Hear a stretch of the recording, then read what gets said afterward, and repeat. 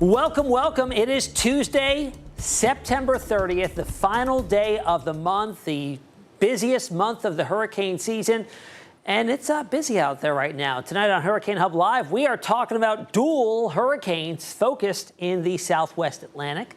Both are Category 1 storms, and thankfully, I'm happy to report they will not be directly impacting the United States. I'm Chief Meteorologist Tim Pandages. Let's get to it. Tonight on HHL, dual hurricanes in the Southwest Atlantic. We've got Imelda strengthening and Humberto weakening. Significant impacts, though, although indirectly already being felt along the Outer Banks. We're going to have multiple reports coming on up from the Outer Banks this evening. And Imelda is posing a threat, possibly a direct landfall in Bermuda, which is rare. You think it's out there in the middle of the Atlantic. It's a very tiny island, very large ocean. So it's very hard to get a direct landfall. Remember, that's the center of the storm crossing over land. It's only happened 12 times on record. Could this be the 13th time? We'll see. All right, so Imelda became a hurricane this morning, our fourth hurricane of the season. So when we consult climatology, typically on or around September the 16th is when we see our fourth hurricane. Obviously, we're 2 weeks behind that today, but regardless of that, and then when we looked at the major hurricane, we're at 3 now, and usually that doesn't come till the end of October, so we're about a month ahead of schedule on that. Here's a look at the basin. Not much else going on except for the Southwest Atlantic, where we've got dual hurricanes at the moment. In fact, they are so close in proximity. At their closest, they were around 460 miles apart, which is, I think, the closest two hurricanes have been in the satellite era, which is pretty remarkable to see. And the fact that they're so close to land and not making landfall is another thing. We've really dodged a bullet here. Again, not completely missing land totally. We've got to keep an eye on Bermuda here when Imelda is tracking there. In the next 24 hours, it's going to cover a lot of ground between now and then. Let's start with Humberto. This has been rapidly degraded by increasing wind shear. You can't really see it all that well here on infrared satellite imagery, but the center of Humberto is pretty much right here, and you can see all of its convection or thunderstorm activity has pretty much been displaced to the northeast of that storm center. You can see it a little bit better here on visible satellite imagery. Almost a low-level circulation beginning to be exposed on the southwest quadrant, thanks to a stiff west, even southwest upper-level winds that have been really rapidly degrading it. And a lot of that is thanks to Imelda. It's imparting wind shear on Humberto, which at a time was much stronger than Imelda. Now it's down to 80-mile-per-hour winds. It was a Cat 5. In fact, it's half its intensity. It was a Cat 5 at 160 this weekend. Now we're at 80 miles per hour, which is a low-end Category 1 storm. It is currently moving to the north. Pretty good clip at 17 miles an hour. There is Bermuda, so they are getting the outermost bands there, some wind and some rain as well, but likely more direct impacts coming from this other system, Imelda here. And just look at this beautiful imagery here on visible satellite. I mean, both of these storms, this is looking a whole lot better, Imelda, than what we're seeing with the greatly sheared Humberto there. But even though Imelda is starting to strengthen, it has kind of plateaued. And you'll see that in just a second. But here's the track. We only got one more advisory likely, or a couple more, up until tomorrow afternoon when it's expected to go extra tropical. It's way north of Bermuda there, and it's going to be rapidly weakening down to a 70-mile-per-hour extra tropical storm, likely by tomorrow afternoon. Then we have Imelda. All right, the latest advisory just came out minutes ago at 8 o'clock. We're still at 85-mile-per-hour winds, which is where we've pretty much stayed all afternoon. Not a whole lot of intensification going on. We haven't seen any movement in the pressure. It's still sitting at 978. Typically, you see the pressure start to drop first, and then wind speeds will come up, kind of plateauing for now. And you can see it's not really all that symmetrical. It's more a little bit lopsided, and you can almost see there is some wind shear working on this as well, kind of stretching it out from south to north there. And the southern flank of this is not seeing much activity at all. It's really kind of north side lopsided a little bit there. Moving east-northeast now. So last night when we spoke, it was still moving due north. Now we have more of an easterly component here at 12 miles per hour. And you can see on visible satellite imagery, it looks a little bit better than what we're looking at on infrared. We've got more stable air here on the south side. The outer bands are not even making it really right along the coast of Florida. It's been very pleasant there for the last couple of days. That's not going to remain the case. They're actually going to see a surge of some tropical moisture here unrelated to Imelda in the coming days. That's going to bring a pretty good amount of rain to Florida, but Imelda will be long gone by then. Its cloud plume is getting stretched all the way north, covering most of the Carolinas, up into Virginia, even up into the nation's capital, seeing pretty good cloud cover there. But once this pulls away, we'll begin to see the sunshine return by as early as tomorrow afternoon. Because look at how quickly Imelda will be zipping off towards the east-northeast. It'll be picking up forward speed and strengthening as it does so. Hurricane Center still does point to a Cat 2 100-mile-per-hour winds here. There'll be a low-end Cat 2. 96 and above is a Category 2 on the Saffir-Simpson scale. But right now we're at 85. Now, there is Bermuda right there, so it is firmly within the cone. I mean, it's not a guarantee we're going to get the center of Imelda to build over the island, but it's a possibility. And as I mentioned when we started this stream, it's rare. 12 times on record. It's actually happened 5 times in the last 10 years. So it's been more frequent recently than all of records in the book, but be interesting to see if it happens again. All right, then we've got a Category 1 by Thursday, and it's zipping on off towards the north into the North Atlantic. In fact, Humberto, even though it's going to be becoming extratropical and the advisories will stop, there are some indications that the long-range track of Humberto may take it close to Ireland.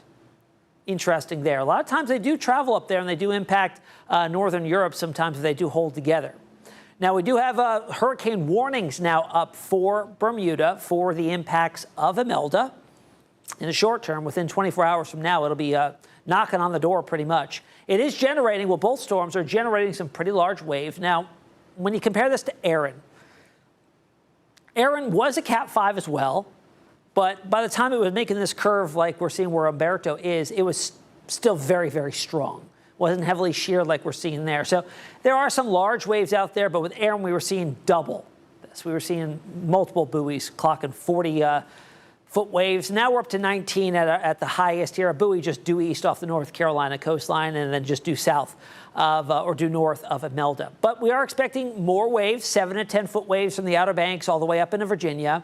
For the next several days, these waves are propagating out from the center of both storms, and they're just going to slosh up against the coastline pretty much right on through Thursday and even Friday. And there is a very pronounced rip current risk here, obviously with rough surf, but it stretches the entirety almost of the entire eastern seaboard, from Florida up through the Carolinas, through Virginia, and even stretches north up to Long Island and even portions of New England as well. And this will continue to be the case right on through the rest of the week. I mean, it's not really beach weather anymore, but if you are venturing towards the water, just keep that in mind. So the bottom line here is both storms are creating very rough surf up and down the East Coast, as you saw with the rip current risk. Direct impacts to Bermuda from Imelda in less than 24 hours. It's going to be knocking on the door, cruising on through there. Thankfully, it's going to be, hit and go kind of thing, or hit and run, really, and then moving out into the open Atlantic. It is Tuesday, so we did get the brand new Climate Prediction Center outlook for the next 2 and 3 weeks. So this is the 2-week outlook taking us through the middle of October, 8th through the 14th. Does highlight an area in the western Maine development region, low chances of development there. Jumping out into the 15th through the 21st, starts to really highlight Central America. Moderate chances here of something we call the Central American gyre.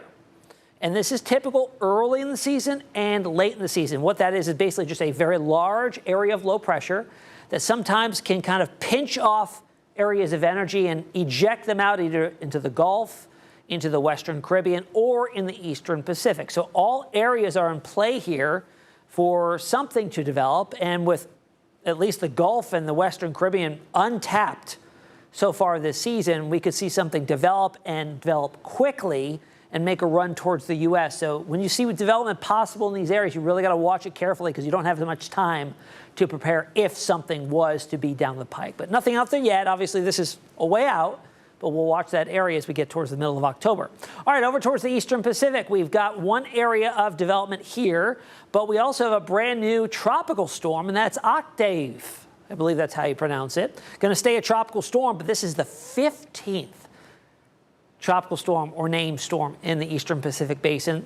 Once again, not going to be impacting land, but just as another notch on the list here, as our scorecard is updated today in both categories, the Atlantic and the Eastern Pacific. We're up to 4 hurricanes in the Atlantic, 15 named storms in the East Pac, 8 hurricanes, and 3 major hurricanes in both basins. All right, coming up after a quick break, we're going to head out live to the Outer Banks with Derek Lytle. And we've also got a report from Alex Littlehales where multiple homes today were washed away from the unforgiving ocean. Live reports straight ahead.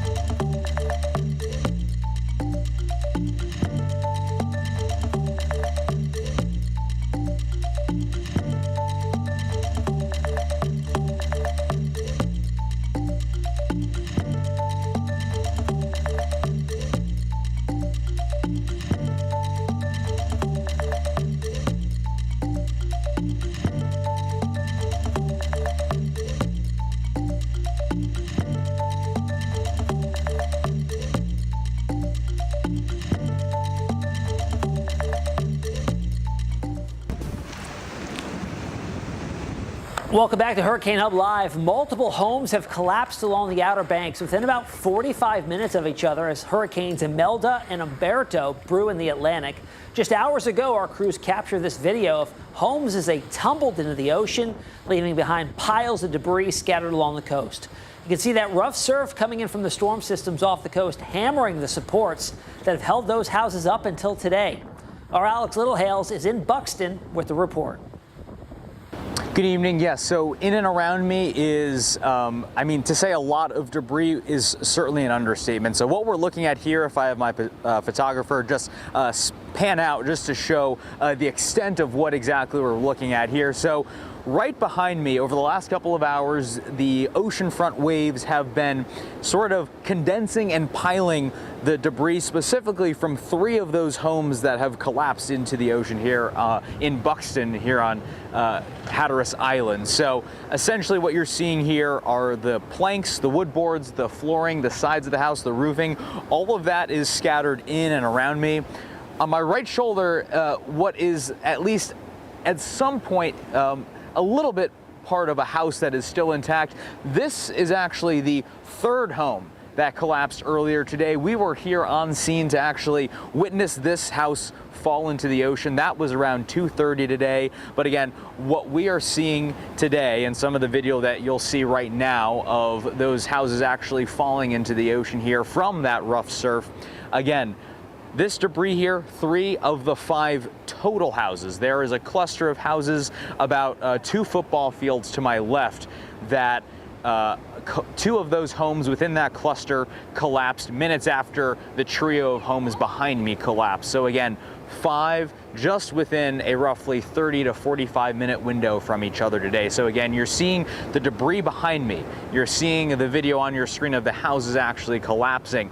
And all of the people who are near Cape Hatteras today, so a lot of locals that live nearby, a lot of tourists that are staying here for 1 to 2 weeks to maybe do a fishing charter, they are all lining the beaches here in Buxton to just take in the sights here of what is frankly an astonishing challenging sight. A lot of people coming with rain boots, rubber boots, just to make sure that they don't step on some of the debris from the splintered wood that is a product of the 5 houses that have again collapsed due to the immense wave action from Imelda and Humberto. And so I know I'm going to toss things over to Tim right now, who can give us a little bit more detail into some of the conditions that led to these houses falling into the ocean today. Tim? Yeah, appreciate the live look out there, Alex. We've had team coverage all day today tracking those rough conditions down in the Outer Banks, and our very own Derek Lytle is out in the elements right now. Now, Derek, we sent you down there multiple times over the last couple of weeks. Now, you've been out there during Hurricane Erin. I want you to talk to me about similarities and differences that you've noticed personally from covering both scenarios on what you've been seeing out there since, and if there's really any comparison what Erin brought about 5 weeks ago. Yeah, hey Tim, you know, as Alex said, I actually stumbled upon a souvenir here. We're just off of Tower Circle, so we're about a baseball field away from where those 5 homes went down. Now, when you say we're talking about Erin versus this storm system, is quite different in the way that the amount of overwash has come into some of these neighborhoods. You know, obviously with the homes falling, you have a massive amount of debris. And, you know, normally I would come from deeper in the water with my coverage, but I don't want to come back to the station with tetanus. So that's why we're here. A gentleman has invited us to his front stoop here. And, you know, it just seeing the deepness in the water, some we didn't really see with Erin. And you know, it's quite shocking because we're told by, you know, several people here in the local community that they expect it to get even worse tomorrow maybe, and they don't know what that's going to mean. We've talked to several people about cleanup, and they say a lot of it falls on community here because you can't quite live like this. When we interviewed the gentleman here, he was standing holding his dog because he didn't want his dog jumping out, obviously, into this debris. It gets a lot deeper here, as you can see, and again, we're about a baseball field away from the ocean front. And when we interviewed a gal over there, there was even a home that looked like it was coming down as we spoke when sunset was just occurring, and we had to actually come back this way because the water was coming up towards our camera. You know, just to see this amount of debris floating all the way, you know, 1,000 or 2,000 feet away from, you know, the beachfront is just, it's quite astonishing. It's not something we saw during Erin. We did see a lot of overwash in between the 2 motels in Hatteras just nearby when we were here for Erin, but nothing quite like this. Obviously, the debris adds to what it looks like out here, but the amount of water, it's definitely much higher than we saw covering that storm system last month, Tim. Have you? I wanted to ask you, people that you've been talking to, have they been surprised by impacts? Do they think it's been worse? I know there's been several storms that have impacted the Outer Banks so far this season. I mean, of 3, I guess we could say that have been impactful. Have they ranked this one? Have you heard anything from them? You know, they're not surprised, they're not astonished, but they are kind of confused at why this time around there's been so much damage and the homes have all fallen down. They're wondering if, you know, over time it's just this is when the time is that they're all going to go. You know, I talked about that cleanup element, and, you know, a lot of them just share frustrations. They say a lot of it falls on the people that still live here, with a lot of those homes being vacant for several years now. So something that they're going to have to unfortunately look at over the coming days just to kind of get back to a sense of normalcy here. But, you know, nothing out of the ordinary from what I'm told they've had to deal with over the years, but definitely higher water than maybe they were expecting for this week. All right, Derek, we appreciate the live report down from Buxton in the Outer Banks, where ongoing impacts from 2 hurricanes out in the southwest Atlantic will continue to bring some rough surf there for the next 24 to 36 hours or so. All right, folks, that's the latest tonight on the tropics on Hurricane Hub Live. A reminder, we are here 7 days a week, 7 evenings at 8 p.m. every night. We'll see you back here tomorrow for the latest.